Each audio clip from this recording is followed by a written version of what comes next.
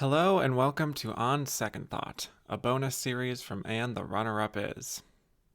On July 6th, 2022, I released the episode of And the Runner-Up Is on the 2021 Best Picture race, where we discussed The Power of the Dog as the likely runner-up that lost Best Picture to CODA.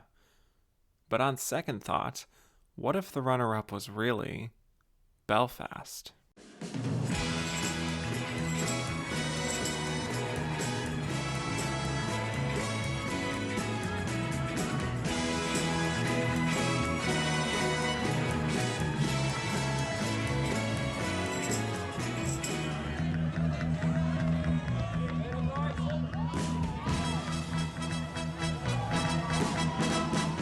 Hello, and welcome back to On Second Thought, where we discuss another Best Picture nominee that we did not cover as the runner-up on the main show and discuss whether it may have actually been the runner-up.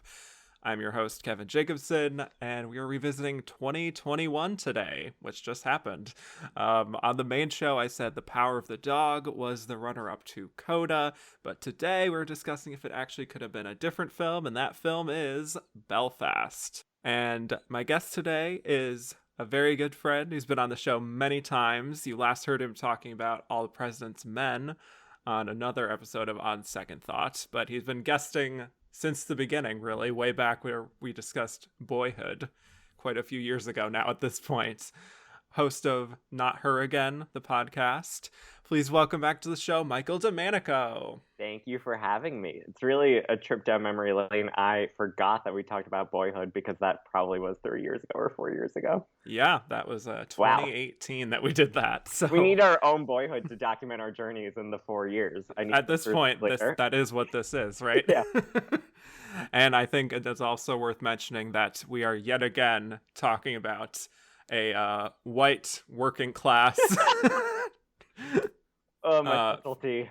Coming of age, you know, all the classics for you. Yeah, didn't we also do The Fighter? We did The Fighter, yes. And Tender Mercies famously. So yeah, we just do all of the white working class. Yeah, let's do it. Specifically that was America. Finally we're branching out to worldwide here in Belfast. So. Still white, but working class. Still extremely white. Yes. Yep. We'll get into it.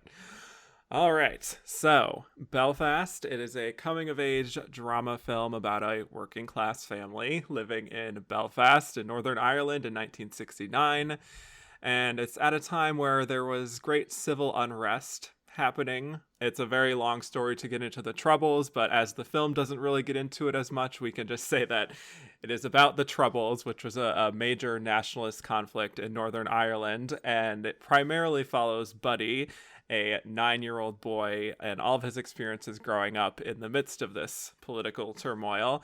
And it's mostly a slice of life for a lot of the film, with some of the conflict being about whether to move away from Belfast, this place that they all love. So the film was written and directed by Kenneth Branagh, and it stars Jude Hill as Buddy, Katrina Balfe as Ma, Jamie Dornan as Pa, Judi Dench as Granny, and Ciarán Hinds as Pop, and that is their only names in the film, so that's how we will refer to them. And Belfast made about $9 million at the US box office. It was nominated for 7 Academy Awards, winning 1, but that one, of course, was not Best Picture.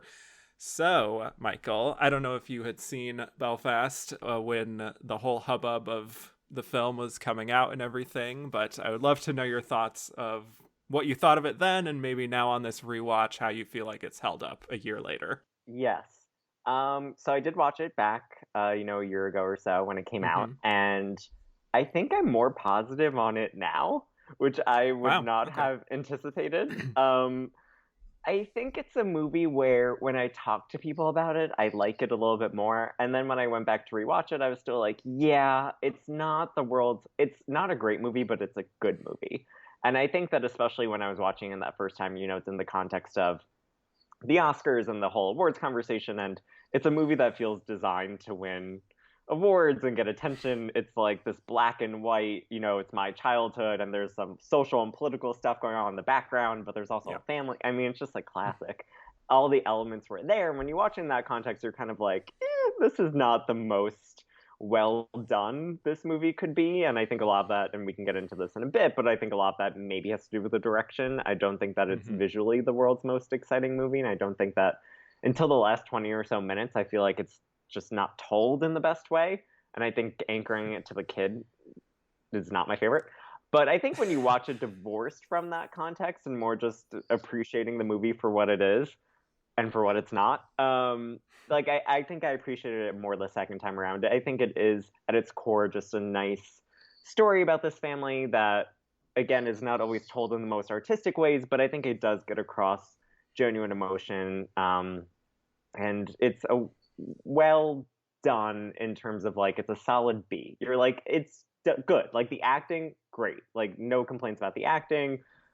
The set design is like I love the way that the houses look and the way that it becomes, like all the ways that the kid listens in on conversations because of the way that the house is set up. Like there are a lot of things to really like about it that are interesting, but it just never reaches this pinnacle of, oh my God, I'm watching something transcendent. It's always good, not great. That was a lot, but yeah. No, it's well, this is interesting because for me, I remember watching this last year and thinking decent little film, not really thinking much about it, not really being moved in one way or another. I didn't find it to be all that, enlightening or original as like a coming of age story, as a family story, certainly not as a story that is about a political movement. Because again, it just kind of, it sort of just laid there for me in a way that was not offensive, but was also not particularly exciting. I saw it with a sold out crowd. Wow.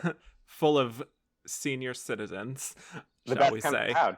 Yeah, sometimes they're a bit rowdy, but I actually talked about this on the main show already, and about how the crowd really ate it up when I saw it. They were laughing at all the right parts. They were clearly invested in, the action sequences and everything. The everlasting love sequence. Okay, that's a great sequence though. Definitely a big hit with them. And I think that atmosphere sort of led me to just have a more positive connotation with the film than maybe I would have if I just watched it by myself at home. But I do think that it's with rewatching it at home, like I just did, like a year removed here, that some of the film's flaws really started to illuminate for me. Yeah.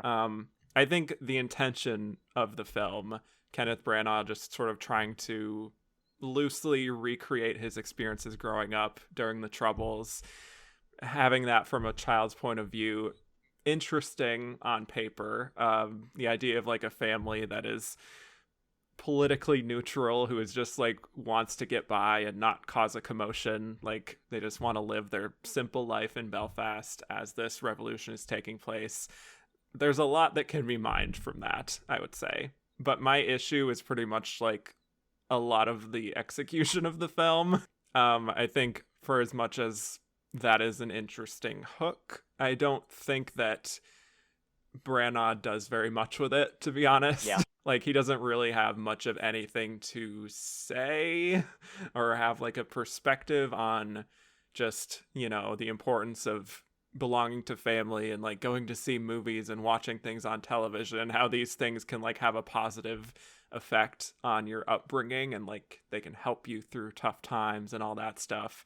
It presents those things, but it just sort of stays in that like neutral zone. I think that's probably my biggest issue with the film, is it's neutral as a piece of entertainment. It's very neutral in its political views, as I've said. It's very neutral in how it's presenting this main character of Buddy as this boy who could just be any average boy, really. I don't really get like much perspective on who this kid is and like what makes him distinct. Yeah. Same goes for some of the other characters in his life. Like it's just kind of ordinary feeling. And to go back to our very first discussion on this show where we talked about Boyhood, I think that's also a film that emphasized like the ordinary things in life, you could say.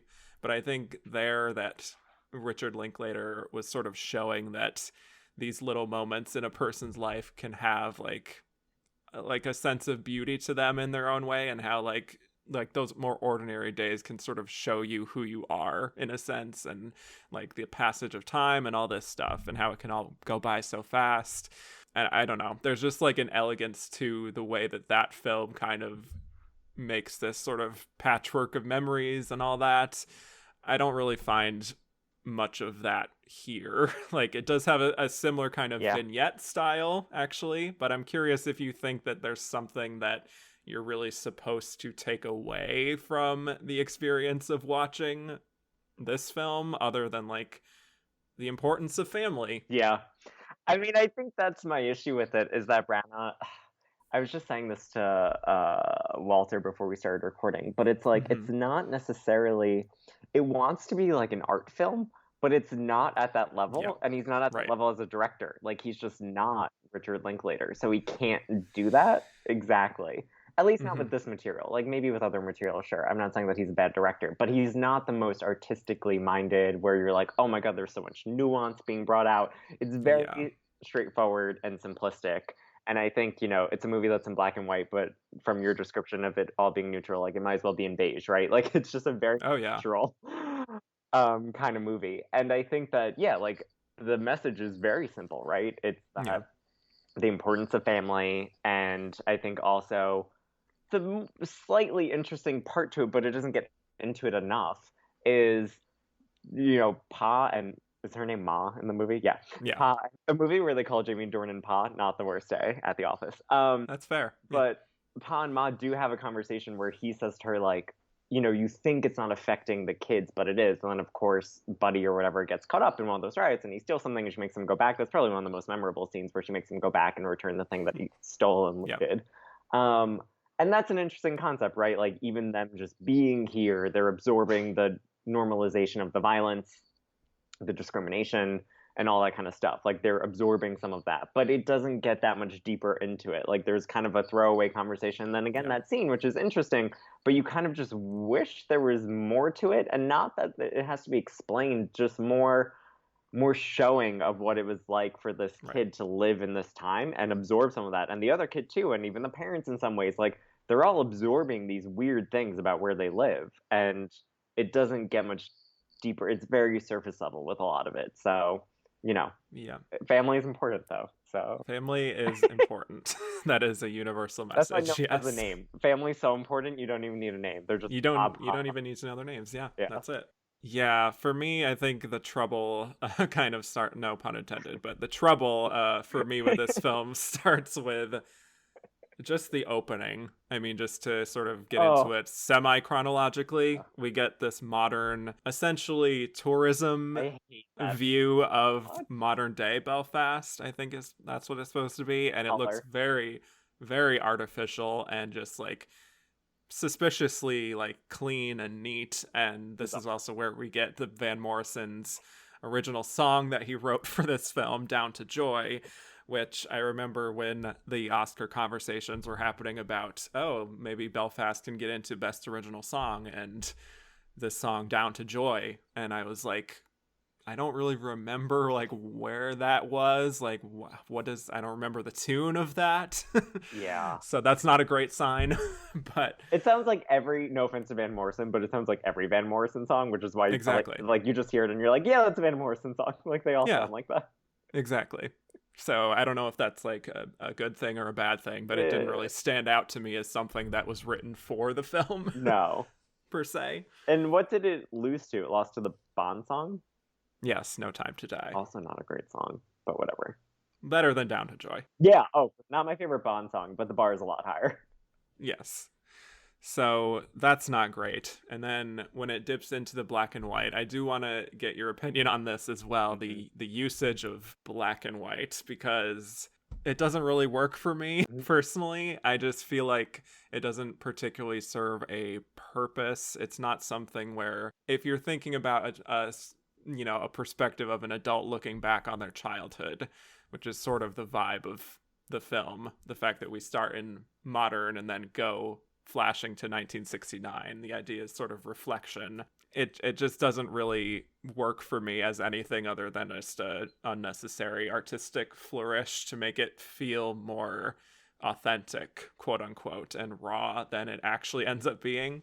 Like, it just strikes me as something that they filmed in color and then they just decided in post to do in black and white to make it more visually interesting. Yeah. No, I agree. I think that again is part of the issue of Kenneth Branagh as a director, where you're kind of like, that's not really going that far to say anything, right? It's like it's surface level, and I think at the end of the day, to me, it's like it's a B movie. It's fine, but it's like that's another example where you're like, another director would have used black and white and color more interestingly. Instead, he uses the color just to again make that postcard at the beginning with the Van Morrison song about like how great Belfast is. Right. But then the black and white doesn't really add anything. And there's nothing where, because black and white is rad, right? Like watching a black and white movie, especially from like the 30s and 40s, you're like, oh my God, these people were geniuses on how to capture things on film. Exactly. And everything it takes to make black and white look just really jaw-dropping. Yeah, and playing with shadows and all that. And like, this doesn't really do that. Like you think of a movie like Gaslight or something where it's like, oh my God, like what, like an amazing way to use color or the lack thereof. Mm-hmm. This is not a movie where I would, and there are recent movies too where you feel like, you know, Schindler's List or something, where you feel like the director has a point to using this and is going to play with color in some ways, and this just feels like you said, where they just converted it at the end and we're like, oh yeah, it's black and white now, which I'm sure isn't what happened. Like I'm sure they went into it with like good intentions about it, but again, it's just like these good intentions don't add up to like this great movie. They just add up to that's my, you're like, okay, it feels like it has now the trappings of a more serious movie, but it's still just told through the eyes of this 9-year-old, and we're not really diving into the issues that would make it more psychologically complex. And maybe that's because we're framing it through a 9-year-old, but there's just push and pull with this movie where we're like, oh, I want this to be a better movie. I wish you had almost written the script and given it to someone like very like an auteur to direct this. It's funny to say that, give it to an auteur, like excluding Kenneth Branagh from that discussion, but poor guy. He's doing okay. Yeah, he has an Oscar for this film, so we'll get into it. But yeah, it's 1969. We get this very sweeping overview of the neighborhood. It's the classic idyllic small town life. Kids running in the street. You know, Buddy's mother is calling out for him, but you know, she's in a good mood. He's playing with his little fake sword in the streets, and then all of a sudden there's this big riot that breaks out. So we're establishing how this sort of idyllic existence that he's had is about to change, which is fine. It's a little on the nose to have him just being like, oh wow, life is great, and then suddenly riot. I know. But I remember even watching the film for the first time and thinking that this was going to set up a very profound and sort of maybe even devastating kind of story, and sort of showing the end of innocence and like having to grow up too fast, like what it's like to live in a place that is full of turmoil and these random acts of violence, and having not already grown up in that type of environment, especially, and having to get used to that, you know. So that was an interesting opening for me that I feel like didn't quite live up to things in the end. I think, you know, like the chaos of the sort of riots, I think are pretty well mounted and whatnot. I just don't really feel fully like the terror and like the fear that maybe I'm supposed to have from that, because just the way that things are framed and just the overall very digital look of it has a very clean sort of sheen to it that I find that the black and white could have been served to provide a very stark and raw sort of British kitchen sink drama type of thing, like Room at the Top, like films that came out in the 50s that were really exploring social issues and really just like going there in a raw way. But this doesn't really do that per se. And you're also supposed to be seeing this all through Buddy's point of view, of course, which is why it has this simplified tone. But I feel like, you know, you don't really feel like the danger of the situation because it is so glossy, because some of the sets are maybe a little too neat at times.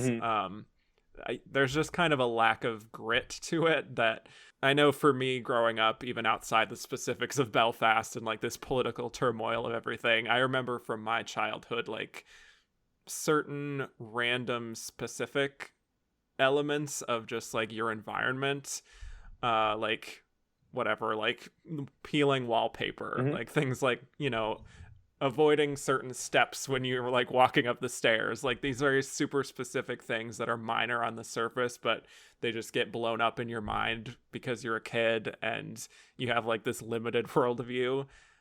I just don't really feel any of that here. Like the only time it really goes there is when there's like this local minister who gives this kind of fire and brimstone sermon about like Protestants are going to die if you don't accept this, this, and this, and it becomes like this sticking point for him that he can't stop thinking about.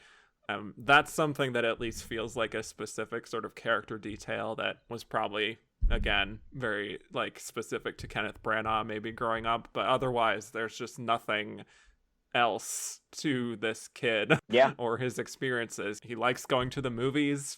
That doesn't really contribute to much of anything. It's not like he's inspired to become like a filmmaker or something, at least not in the text of the film. Obviously, we know that if it's loosely based on Kenneth Branagh, that maybe this is where the origin of his love of film started. But in the film itself, it doesn't really mean anything too much, I would argue. Yeah.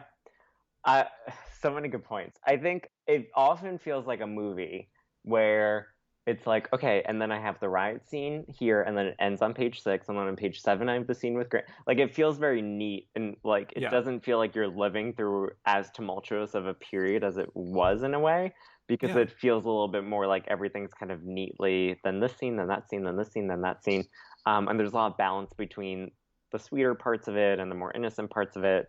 And like the more boring parts of it about him like having a crush on like a girl in school, and you're just like, okay, do I really need to see this for the 8,000th time and again, there's nothing specific to those scenes at all. And I think that the other part about the movie, and it's you don't want to make a movie about what it's not about, right? Like when you critique it, but at the same time there does seem to be this theme of they leave behind the grandmother. They all leave. And you think it's going to be...